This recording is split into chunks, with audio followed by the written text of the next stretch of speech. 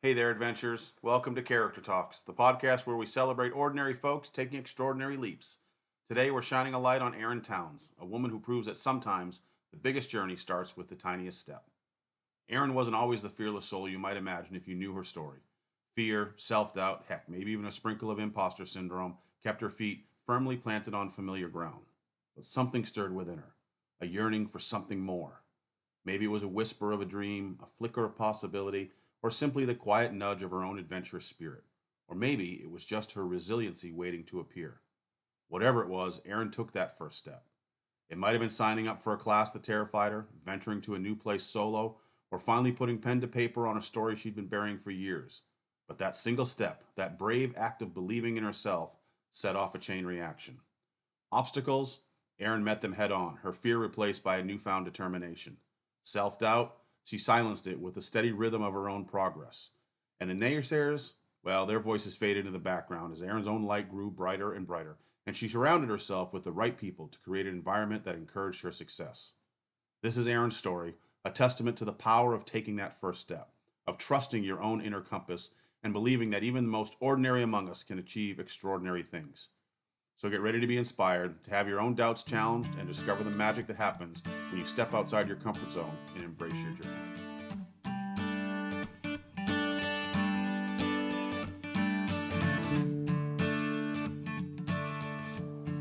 In Character Talks, we aim to unearth the hidden gems of human resilience, courage, and growth. We bring you tales of ordinary people who found themselves in extraordinary circumstances and emerged from the crucible of life forever changed. From tales of facing fear head-on, to serendipitous encounters that altered destinies, and from travels to distant lands that broadened horizons. To battles fought within, we believe that every experience holds the potential to shape us in profound ways. I'm Chris Christie, and this is Character Talks. Just after it's been cut,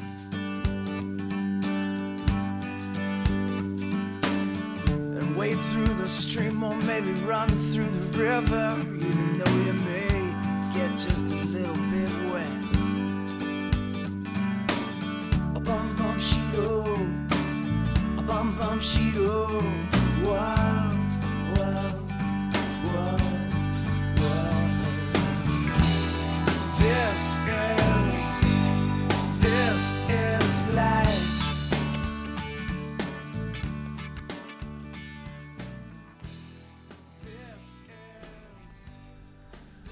All right, good morning, Morning. Erin. Thank you for opening up your house on a Sunday on a Sunday morning. This is a perfect setting to have a nice chat.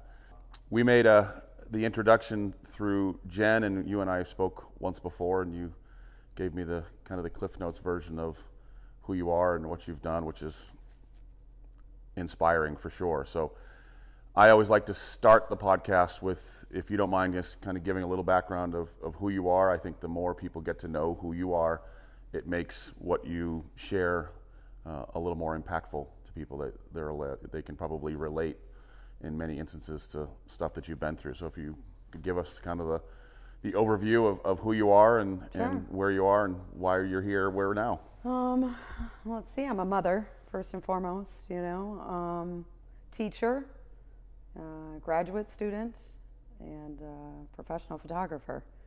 So I think I carry like a lot of different titles, but like who I am, sort of an individual that, I don't know, really like invests a lot of time in America's youth, and it's really, for me, the bottom line is, it really kind of like comes about, I think I would say that I've been a teacher for 24 years in a public school system in Maine. My background is in social studies education, although I have, sort of branched out from there, if you will. I would describe myself as a world explorer, and somebody definitely interested in, not just environment, but like sort of where environment, humans, and sort of meet. And I like to teach a lot. Pretty motivated woman. I at the same time, I would describe myself as the world's biggest chicken. I really, really am. I mean, my first sort of go-to when somebody asks me something, or is generally the first answer in my head is no. And so that's something. I am a individual that has been in recovery from drugs and alcohol for an extended amount of time, and that is very important to me. I'm a good friend. To those that I try to be helpful when I can, kind of go out of my way and try to help others, I suppose. It's a way that I can remain sober as well, which is a very helpful thing, getting out of myself.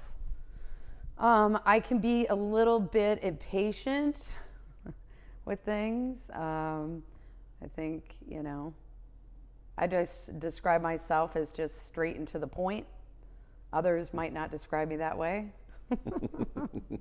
I am definitely somebody that does not like to spend a lot of time with mundane tasks such as emails, and I don't know, I have to be outside. I have to be looking around. I have to be exploring things. I question a lot of things.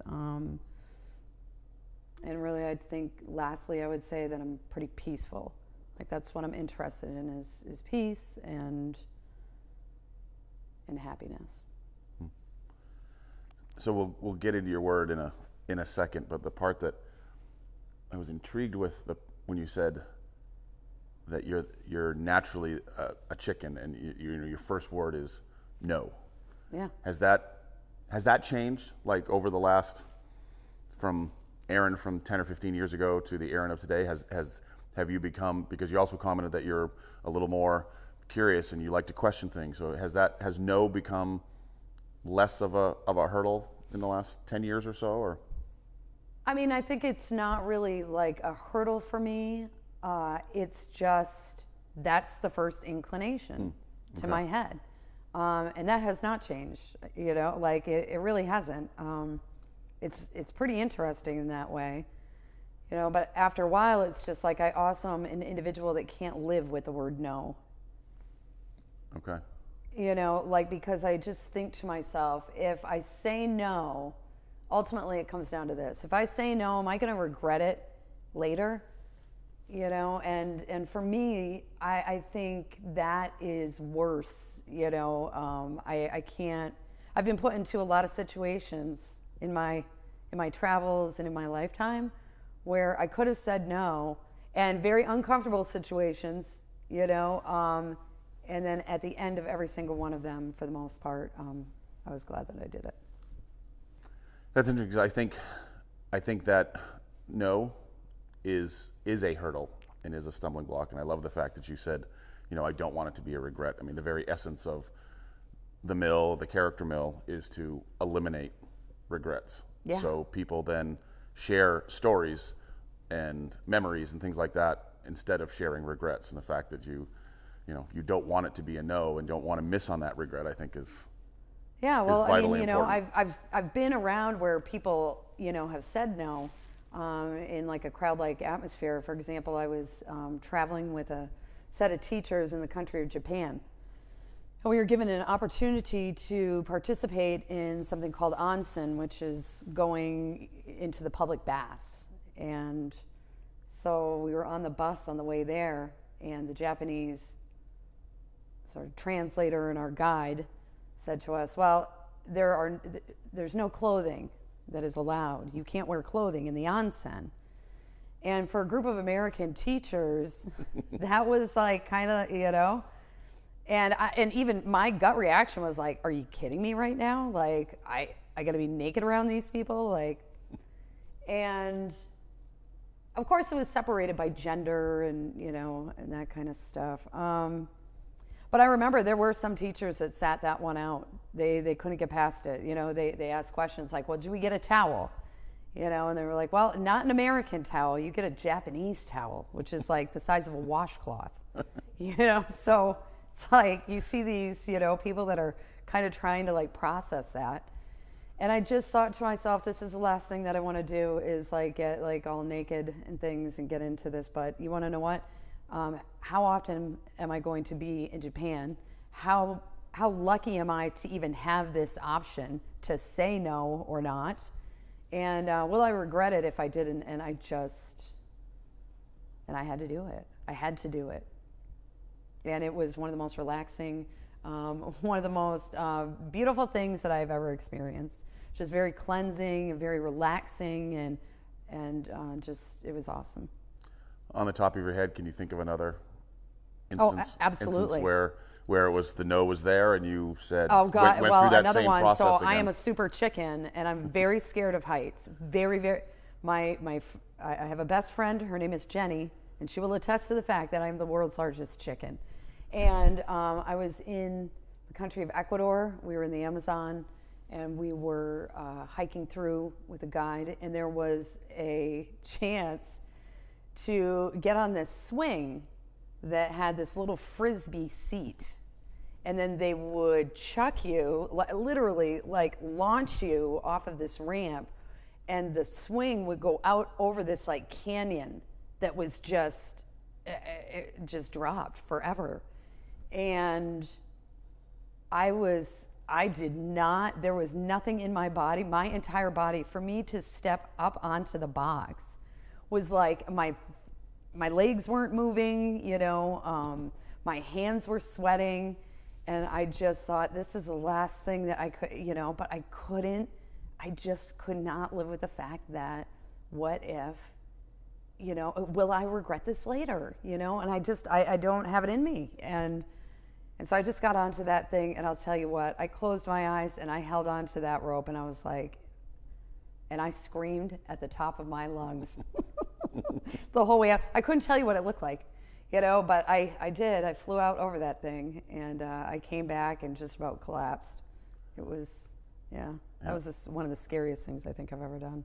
There's a great video, I don't know if you've seen it, from Will Smith, the actor, that talks about how a bunch of his friends are together and they're all like, let's go skydiving, and he's like, oh yeah, let's do skydiving, and then you wake up the next morning, you're like, what the hell did I just agree to do? Go skydiving, and then you worry about it and you stress about it, and then all of a sudden you get up, you're finally up in the plane, and the instructor says, okay, we're going to jump on 3, and they go 1, 2, and then they push you on 2 because they know everybody grabs on 3. And he goes, at the very moment when you actually should be the most scared because you are about to leave a perfectly good airplane, it's pure bliss. Like, we create that fear leading up to something when there's really nothing to be afraid of because nothing's happening. But then at the very moment when you actually probably should be afraid, you're not. It's just pure bliss. It's like the best things in life are just on the other side of fear. Yeah, I would agree with that. I would totally agree with that. You know, I mean, there's times I do a lot of work with the University of Maine. I've been very, very lucky in my life. I work with the UMO Polar Geophysics team, and so I get, put on to these huge like ice fields in Alaska. And, before I'm going, I'm having to buy all of this gear, and I'm thinking about it, and you're looking at the list of, potential hazards, crevasses, and, and I'm on Instagram, and I'm seeing, this sort of reel of this guy that was skiing, and then he fell into a crevasse, and I'm just thinking to myself, and it's 2 days before I'm leaving, and I'm like, what am I doing? What am I doing? And then we were there. We got to snowmobile. I mean, we snowmobiled about 100 miles and collected all kinds of data for glaciologists and snow scientists, and it was amazing. And I really had to trust in the fact. I think fear sometimes also comes with those that are around you, like the trust factor. So having trust in people that do know what they're doing and people that do have a good idea, and listening to what they say. Everybody from the guy that put me onto the swing and had me hang on and showed, the exact hand position, listening to what they're saying and doing it, goes a long way. Same with my professor, what to do, what not to do, where to walk, checking in with them, sticking to safety protocols. So there's things that you can take chances and do it the right way and be safe. Yeah, trust. That's a big, a big word. I just did a post, I think, on the character mill the other day that was something simple, like we just decided to go and check the full moon out, and we walked down a dark road with flip-flops, no headlamps, and then came out onto this amazing beach with the moon, and it was like it was midday. But it was just, we just trust that, yeah, we'll be fine. We're walking down a dark road, not knowing exactly where, everything's going to go, and all of a sudden we come upon this. That's a great word. Well, speaking of words, what's yours? I would say resilient. Resilient. Resiliency. And what does that mean to you? Resiliency means that no matter what happens in your life, no matter what you go through, whether it's good, bad, that you just keep going, and that if you just keep going, that the biggest gifts will be given to you at the end. I like that. So now, a two-parter. Was there a time when you weren't resilient? And was there something specific or a chain of events that all of a sudden gave you that power, that courage to say, no, I'm going to live that way now? Yeah, I mean, certainly, there were times in my life, active addiction. I was not a resilient soul. Didn't really have the skills and the tools, to be able to deal with like just major and minor life. Like if it was a Monday, Tuesday, Wednesday, or Thursday, it was a good day to use something. If I was mad, sad, or glad, it didn't matter. It was either celebratory or, sort of to console myself, like it just didn't matter. And, without those, I think I lived this life where everything was like very, very much on the surface level, even, friendships and the way that I spoke to people, and I could never really be authentic or true to myself. I didn't know what things like truth were, like I wasn't present, for people in my life. And I think that a variety of different things, started to happen. And I think it was actually my son. And I remember dropping him off at this place, and he just cried and cried and cried and cried and cried, and there was something about that. And then I was also given an ultimatum by my then husband. And it was the best gift that I think he ever gave me, really. And he said something along the lines of, you have two choices, choice A is to go get some help, and stay around here and be part of life.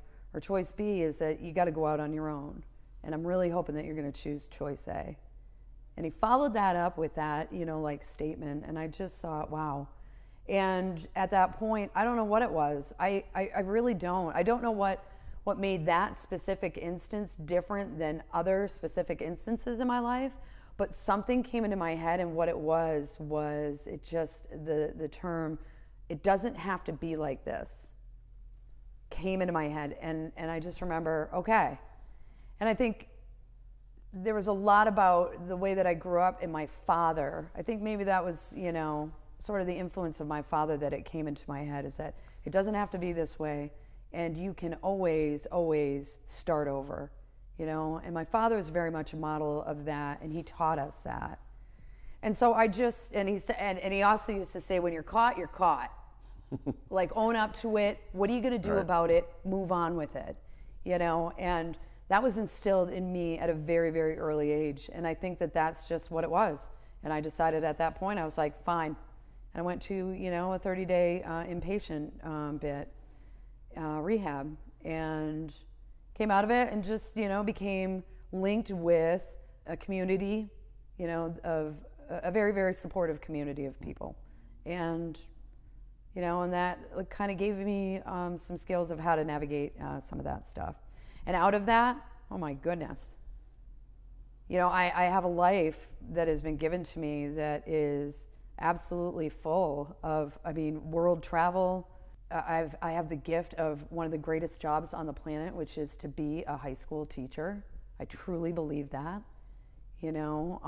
to meet all of these students and these humans, in a really, really like very impactful time in their lives, a very impressionable time in their lives, and to be like a part of that and see them, when they succeed, and, to see them like laugh and grow up and pull stupid stuff every single day, but like move on from it, and then to see the incredible, incredible humans that they are today.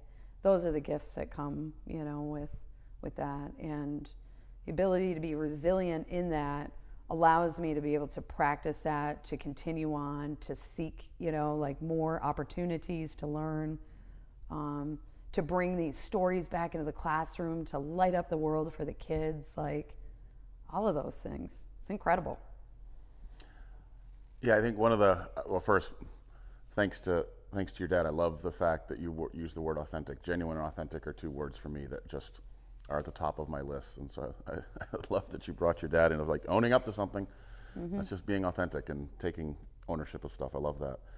One of the other parts that I think when we first spoke was you have done a lot of traveling. Yes. Can you talk about that? Because we spoke about that on the way up, that I think there's a lot of people that live their life and have these dreams or things that they want to do, but they have a hard time bridging the gap of here to actually doing. Can you kind of talk about the first time when you went from teacher to where you had an opportunity to do something, and what that transition looked like, and kind of the process that you went through? Because I think that's super important for folks. Oh, absolutely. I started teaching in 2000, and in 2008, I started to get a little like uncomfortable with where I was and what I was doing in the classroom. And a lot of my students always asked me the same question. They were like, why does this matter? And I never had the answer for them. Just because it does, because the state says so, like, I don't know. And so I was sitting at my desk, and I got this email from a grant writing office in my school district. And it was from this woman by the name of Nancy Tremblay. And the email simply said, are you interested in traveling the world? And I thought to myself, well, yes, I am interested in traveling the world. And as a young teacher, of course, I didn't have the money for that, and so the email went on to say there's money involved here, was the gist of it. And so I just got right up out of my chair. I was actually in a prep period, and I went and I signed out of the office, and I went downtown to go find Nancy Tremblay, because why not? Right.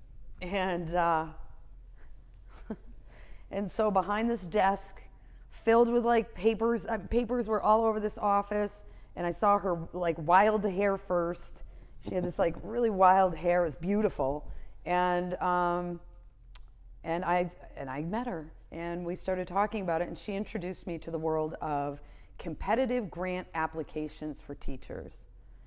And so I applied for the first one, got turned down, and I remember crying about it. And my mother-in-law at the time, who was a fierce personality herself, she was an amazing woman, and she just looked at me and she said, what are you crying for?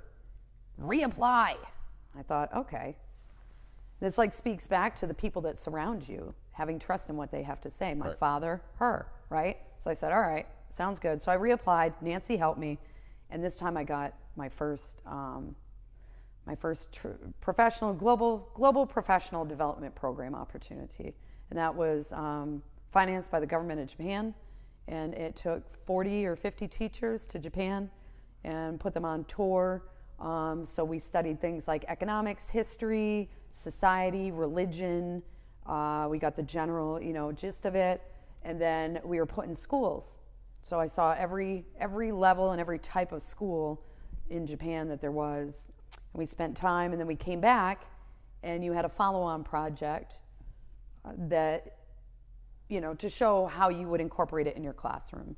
And so I was able to bring back all of these like rich experiences and this insight, into the country of Japan. From there, I, of course, became hooked at that time, and so worked again with Nancy a couple of years later and got the Fulbright Teachers for Global Classrooms program. And that one sent me to the country of Kazakhstan. And it was the same gig, It was just like you're working with teachers. This time I was hosted by a wonderful teacher, a Russian teacher in northern Kazakhstan, an incredible individual. And I had the time of my life there, you know, and we had to do some really scary things there that we didn't want to do too, you know. And then from there, I've been on similar programs, Ethiopia, Spain, Ecuador, Ethiopia, Germany, Southeast Alaska, British Columbia. And then the last one that I just did was with the Polar Trek Teacher Program in 2020, and in 2022 with that program, I was matched with a glaciologist who works for Woods Hole Oceanographic Institute. Her name's Dr. Sarah Doss, and I was able to join their team on the Western Greenland ice sheet, studying glacial hydrology. Wow. Yeah. I think the way that I did it was, if an opportunity is put in front of, if an opportunity is put in front of me and I see that there is something that somebody's offering, sometimes it's a conversation, sometimes it's an actual program, sometimes it's cold hard cash, if it's, sometimes it's the opportunity even to go photograph something that I might not necessarily get paid for. I'll take it. I'll take it every single time. It's really and looking for those opportunities around. I'm not really the type that's like, well, I don't really know how I would ever do that. Well, you can figure it out. You can, and each one of those programs built upon the other one. And the teachers that I met in the first program are still teachers that I talk to today. They are individuals, we've been able to grow a network of us. Sometimes we see each other and we get together. Some of them are some of my most valuable ears, when it comes time for wanting to know something. That researcher, my work with her led me to my master's degree advisor, Dr. Seth Campbell of the University of Maine. And Seth and I ended up we went to college together, back in the day. It's all of these things that sort of come together, and I've met people in the weirdest places, that have become very, very important in my work, I met a woman in the middle of Iceland at a table at lunch that was from Portland, Maine, and it turns out that she worked for the Portland Museum of Art, and she's interested in polar, regional topics of all kinds. And we talk a lot, so it's just really interesting. Yeah, and I love the fact, well, one, I love your word resilient, because as you were talking and you applied for the grant the first time and you didn't get it. Yes, a lot of people just would have said, you know what, maybe that's just not for me. Well, resiliency. In this world, I have been turned down far more than I have gotten accepted for these programs. There's a lot of them. I just got turned down for one the other day. I want to go to Antarctica, and they said, no, thank you. And it's tough. It stings. It certainly stings. But I think, resiliency and the things that, were fundamentally put into my brain as a child, and then all of the trials through, drug and alcohol addiction and program and recovery taught me that you just try again. What are you going to do? Right. What's the alternative? The alternative is to stop, throw up your hands, and just say, no, I don't think so. Then that, for me, is not life. That's not living for me.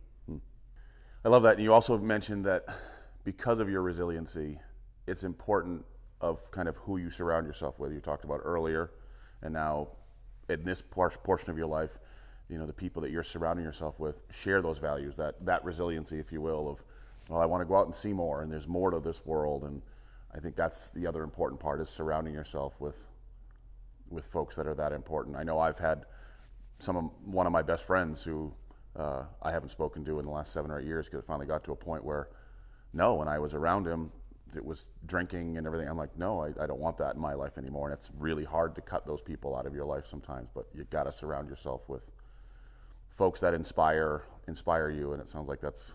Oh, definitely. I think that's very, very, that's an essential key. And it's infectious. You get around people that are motivated and doing things, and you see, their lives have been transformed, like they walk in and you know, when I walked in, my life was just like, it was not,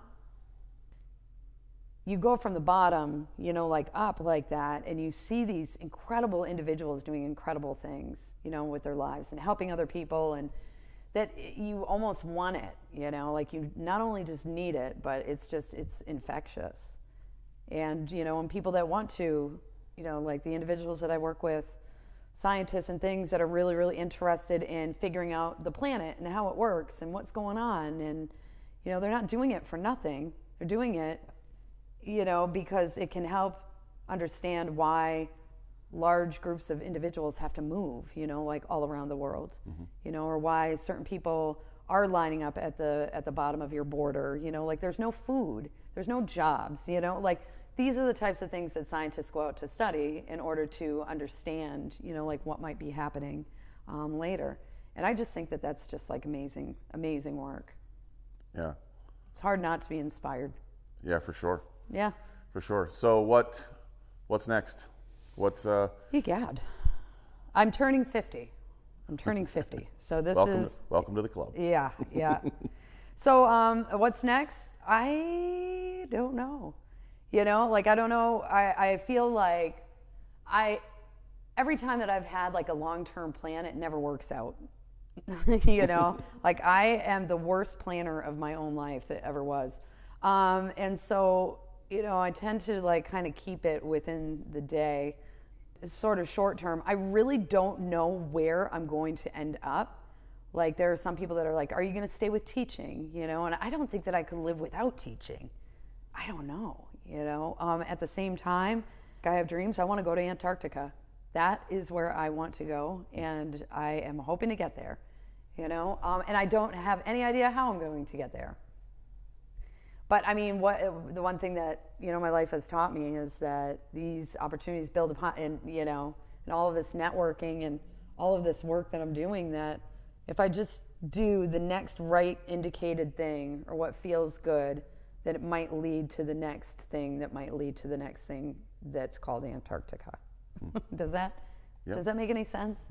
You know, and then as far as my 50th birthday, I'm taking my son and his girlfriend, and we are going to Iceland, and we are going to jump into a place called Silfra, where the North American plate meets the Eurasian plate. And that's what we're doing in February in the Arctic. Wow. That's awesome. Why not? Yeah. YOLO. I love it. I'm also not an individual that's made of money, you know, and so like it's very, I think one thing that I hear often, or a lot of people question, is how do you have the money to do this? And these are grants, and you have to work hard for them. Like you just don't get a grant and people just like finance you. You have to like, you know, have something on the other end. But I love it because it's really like helped me to grow as an individual to create those things. But at the same time, part of that resiliency has been the ability to go from a place where fiscally and financially I had no idea how to operate or function, to a place that I do know how to do it, and I can do it. It still makes me super nervous to spend that amount of money, you know, to like go someplace. And then at the end of the day, I was like, you want to know what? Money comes, money goes. It always has, it always will. And this is time with the most important people in my life that I could never get back. And I can't think of a better way to turn 50 than to hang with those guys. Yeah. I think I know the answer because I know your word, but I think a lot of people will get caught up or stuck with not having a plan, not knowing what's next, and therefore I think that sometimes holds them back. And so the not knowing is that a level of fear for you? Or actually, in a way, that I used to work for Kushnok Brewing Company, and I was a waitress, and I've worked for a lot of restaurants throughout my time, and I was coming to a point with my photography, right? Beautiful shots, by the way. You were incredibly talented. Thank you so much. And I had to make a decision. You know, being a waitress, it's great money. You always have money in your pocket. you know, like Cushnock was a wonderful place to work for. I had so much fun there. And at the end of the day, it was like I wasn't getting time between teaching, and I knew I was going to school again. I was going to enter back into school. And then any time for photography or to develop or to even like have the time to just like rest and relax and get rejuvenated in order to, you know, incite creativity. So somebody that I was speaking to was like, well, maybe you should quit your job at Cushnock and lean more into your photography, that maybe that might be worth more in less time. And I was like, I don't really know, and you know, and I don't, you know, and I dragged my feet for probably a good year on that and just continued to work through that. And then finally somebody said something to me. They said, if you want to be a professional photographer, then start to act like one. And I thought to myself, okay. And what it did was it forced me, when I quit that job and I no longer had that extra income coming in, it forced me to pay more attention to developing what I really wanted to do in order to get that money on that end of things. And the more that I did it, you know, like the more it started to work out. And, you know, and I started to make money. And it does take some work, you know, to do that. And it's okay. You know, but it's work that I absolutely love to do. I think the gift of photography is amazing, you know. What sparked photography? Is it something you've always done, or was it based on your travel that all of a sudden you realized that, well, I'm in these incredible places and I should be capturing something, or was it before that where you just enjoyed the art of it? Or I think that I always had an eye for it. Like, people seem to say things about my photographs, you know. Obviously, traveling the world, you also are bringing people scenes and sights that they are not familiar with, maybe necessarily. But I've always, even when I was a little kid, I was always interested in details of things, like not in general life. Like, I'm not known as being a detailed sort in my general life. I'm like, la la, you know, but in the way that I look at things. So if I'm going to like look at something outside, things that catch my eye are like color, texture, right down to like the nitty gritty. Like, I can find something on the ground that's super tiny and I'm like, oh, look at that, that's beautiful, you know. And I've always done that. And then always been interested in looking at those details. So I think that photography, for me, I was in a particularly bad, you know, situation when COVID hit. I was going through a second divorce. It was awful. It was awful. But definitely the best place that I needed to be. Mm-hmm. And then they sent us all home from school. So suddenly I went, you know, and I was like, oh my goodness. And a local photographer gifted me a camera, you know, like knew that I wanted to take photos, knew that I was going to Greenland, and gifted me the camera with the only caveat that when I learned how to use the camera and I got my own like big girl camera, I guess I call it, that I would pay it forward. You know, and perhaps give the camera to somebody else that was starting out, you know, like in that way.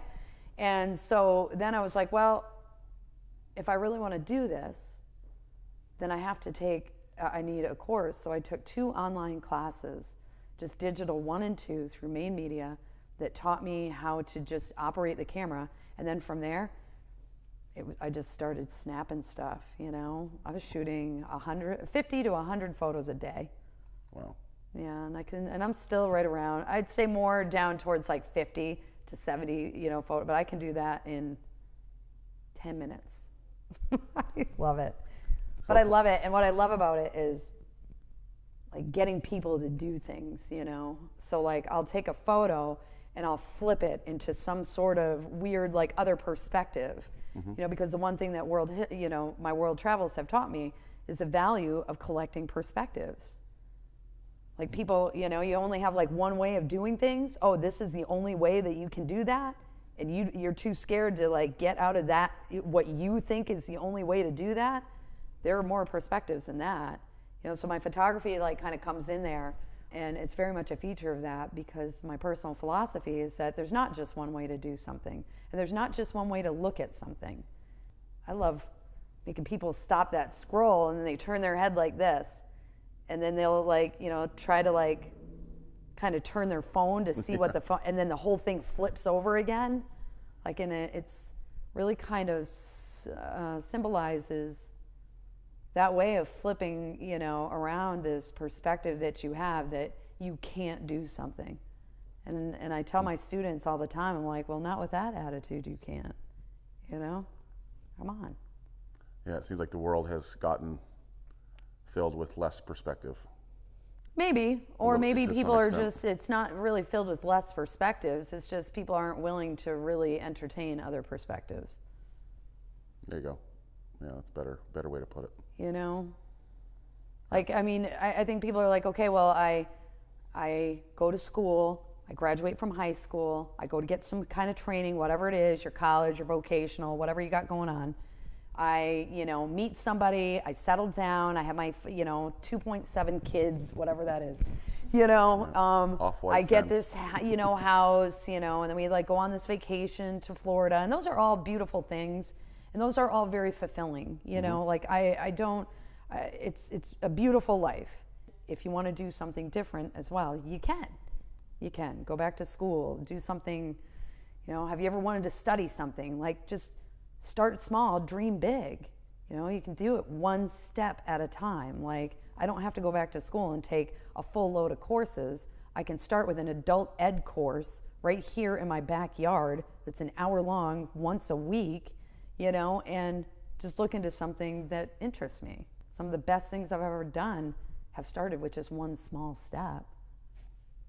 Yeah. Have you ever seen the TED Talk of the 12-year-old called Hack Schooling? No. It's a 12-year-old. I think he's out in Colorado. He's somewhere out in the Midwest there.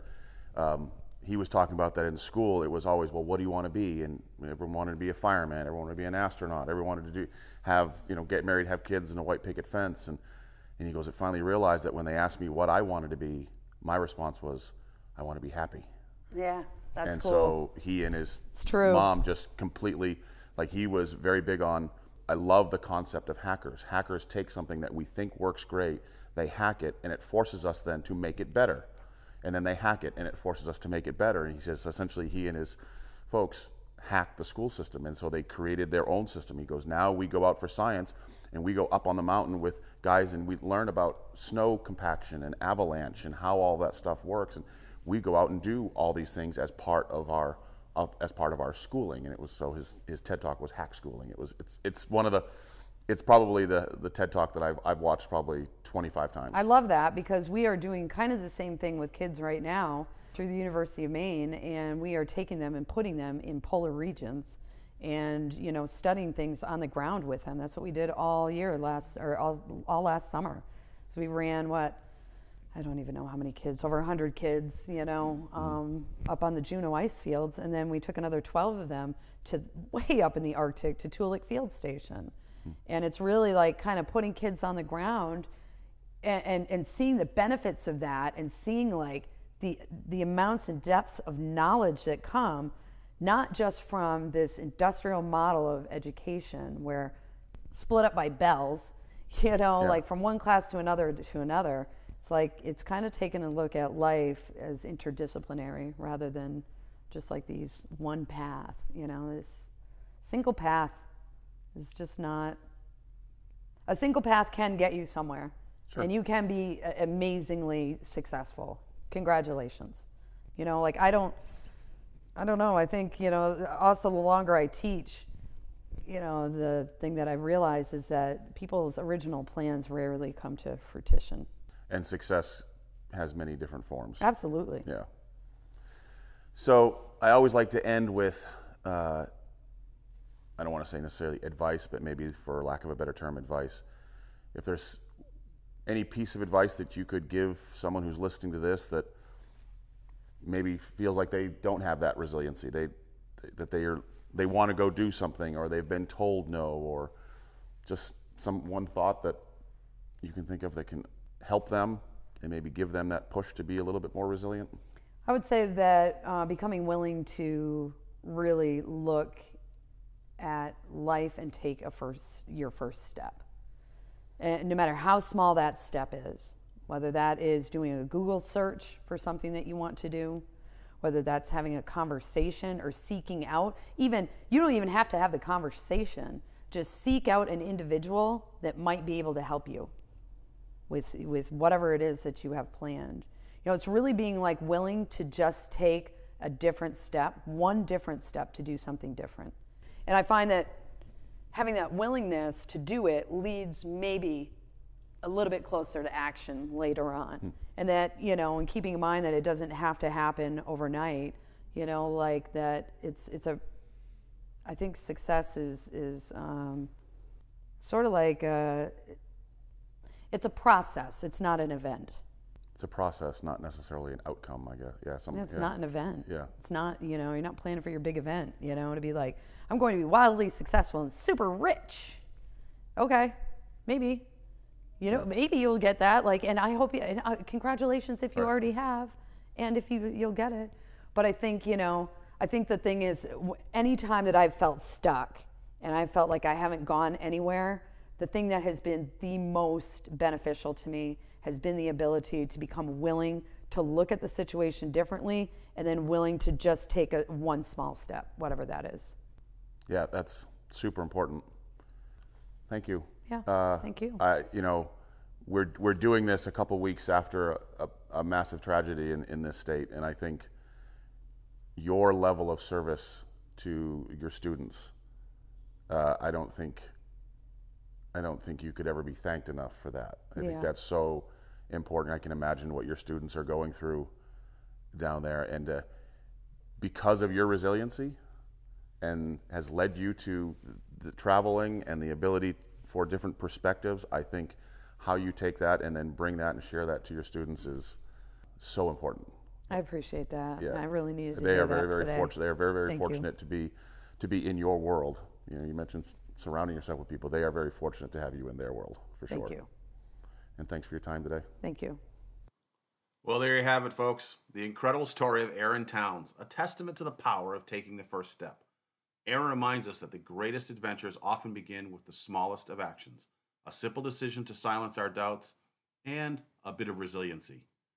Maybe you, like Erin, have a flicker of a dream waiting to be ignited.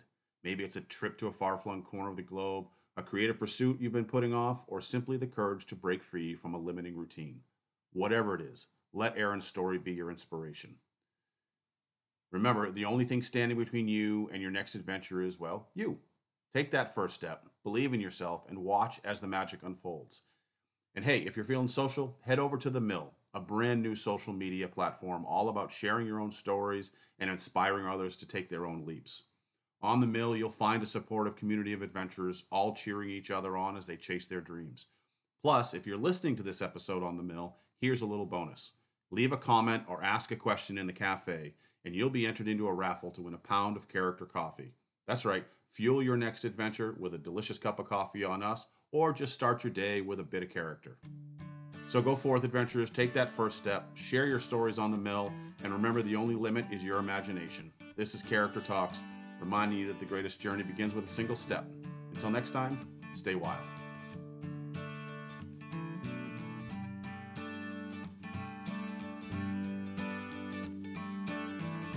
Treat the world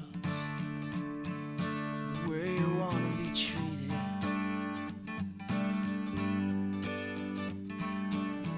And seize the day just like you are needed. Walk through the grass just after it's been cut.